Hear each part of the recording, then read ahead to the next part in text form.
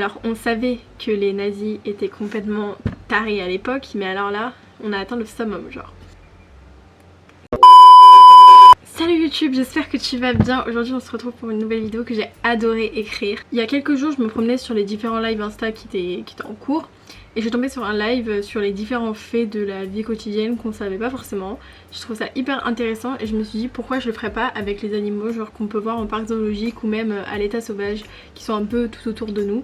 J'ai vraiment trouvé des histoires et des infos folles et j'y aurais jamais pensé. Donc je vous en ai sélectionné 10 et sans plus attendre, c'est parti. La première histoire ou info que j'ai à vous raconter, c'est que les nazis ont essayé d'apprendre à parler à les chiens. Alors on savait que les nazis étaient complètement tarés à l'époque, mais alors là, on a atteint le summum genre. Hitler pensait que les chiens étaient aussi intelligents que les hommes, donc c'est-à-dire qu'il préférait tuer les juifs et sauver des chiens et leur apprendre à être aussi intelligents que les hommes et à parler. Il n'y a pas un petit décalage entre les deux, non, aucun problème.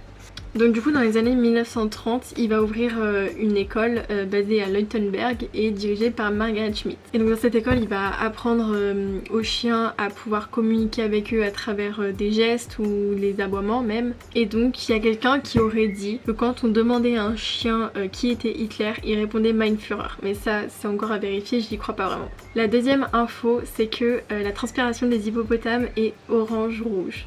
Cette info s'explique par le fait que la peau de l'hippopotame sécrète deux acides, l'acide hyposudérique qui est rouge vif et l'acide noriposudérique donc qui est plutôt de couleur orange vif. Ces deux acides sont vraiment importants pour la peau de l'hippopotame pour la simple et bonne raison qu'ils les protègent des rayons UV en les absorbant et ils ont aussi des vertus antiseptiques, donc ce qui est très pratique quand ils ont des blessures. Et donc ces deux acides vont se mélanger à la transpiration et la rendre du coup orange-rouge un petit peu. La troisième info, en plus d'être cute, elle est hyper importante.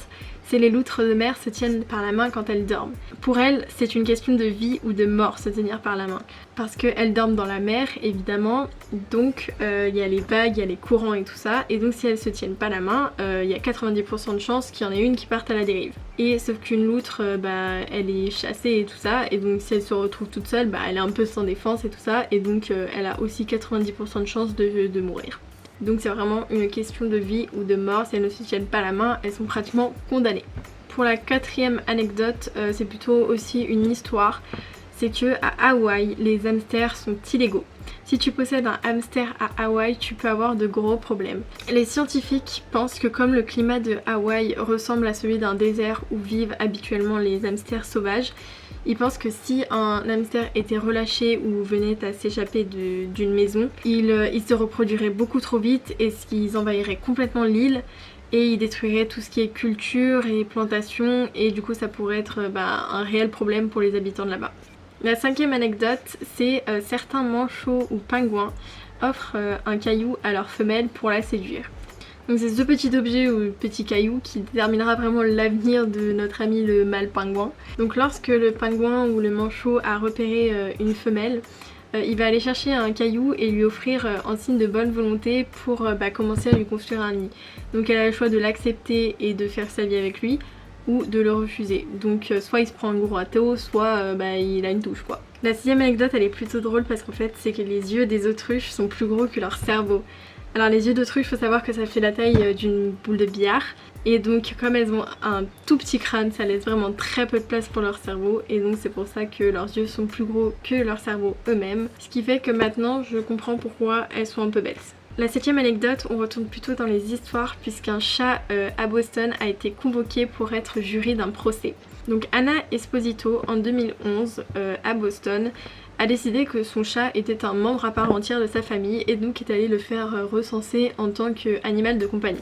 Sauf que les ordinateurs qui convoquent les gens au procès ont fait une erreur et se sont trompés entre un humain et un animal. Donc ils ont convoqué ce chat à être jury d'un procès. Donc Anna Esposito et son mari ont tout tenté pour annuler cette convocation, mais la justice a dit non, il a été convoqué, il doit venir. Et donc c'est comme ça qu'un chat s'est retrouvé jury d'un procès. Et j'espère que c'était pas une énorme affaire parce qu'un chat qui vous juge, ça doit être quand même pas très crédible. La huitième anecdote, c'est tout simplement que les poussins sont capables de communiquer quand ils sont encore dans leurs œufs. Donc ils vont pouvoir communiquer avec 2 personnes. D'abord leurs parents pour leur dire qu'ils arrivent, qu'ils vont bientôt éclore, mais aussi leurs petits camarades sur les côtés, donc dans les œufs avoisinants, pour leur prévenir que eux ils sont prêts et qu'il va falloir sortir parce que les poussins naissent souvent tous en même temps. Donc du coup ceux qui sont en avance ils vont ralentir s'il y en a qui sont pas prêts, et ceux qui sont pas prêts ils vont devoir accélérer. Il y en a certains qui meurent dès la naissance parce que ils sont pas assez développés et que les autres veulent sortir et qu'ils veulent sortir en même temps et que du coup ils sont pas assez développés et ils meurent à la naissance. Mais du coup vous êtes plutôt team en avance ou team en retard? La 9e anecdote, c'est une question que je me suis souvent posée, c'est où et comment dorment les dauphins. Il faut savoir d'abord que les dauphins ne sont pas comptés comme des poissons, donc ils ont besoin de respirer de l'air. Mais on sait que comme pour l'homme, le sommeil c'est une phase d'inconscience. Comme solution à leurs problèmes, la moitié de leur cerveau en fait va complètement rester éveillé et va leur permettre de continuer à nager en dormant et à rester près de la surface pour pouvoir respirer. Donc le dauphin dort environ 8 heures et du coup les 2 parties du cerveau se partagent 4 heures et 4 heures. Donc la 10e anecdote, là aussi on se retrouve plutôt dans une histoire. Moi je savais personnellement pas du tout, ça m'a plutôt étonnée, mais peut-être que certains d'entre vous le savent. Certains dauphins et animaux marins sont utilisés comme animaux de guerre, comme un chien ou un cheval.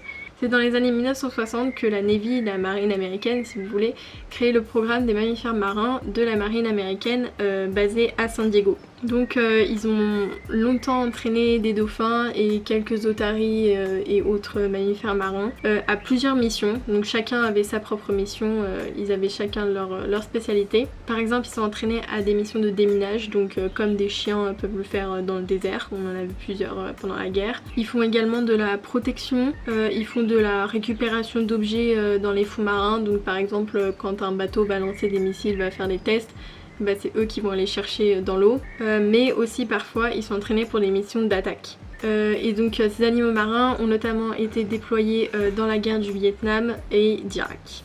C'est sur cette dernière anecdote que la vidéo prend fin.